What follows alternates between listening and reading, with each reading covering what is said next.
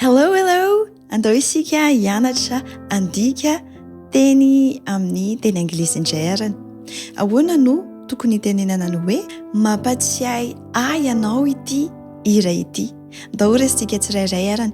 Voalohany ny hoe mampatsiahy na hoe mampatsiaro amin'ny teny anglisy dia remind. Se rappeler ozy ny teny frantsay. Ny hoe mampatsiahy ahy, remind me. Mampatsiahy ahy ny lasa hoe remind me of. Mampatsiaro ahy anao ity hira ity zany dia ohatran'izao ny zareo sujet mandeha voaloha zany hoe lazaina mandeha voaloha izay vao manaraka ny ambony. Ny antsika malagasy manko indraindray hoe ety milaza aloha dia izay vao lazaina. Dia ohatran'izao zany ny sujet voaloha eto dia ity hira ity izay amin'ny teny anglisy dia this song. Dia alaintsika amin'izay ilay teo hoe this song reminds me of you. Dia ohatran'izay no dikany raha atao amin'ny teny anglisy.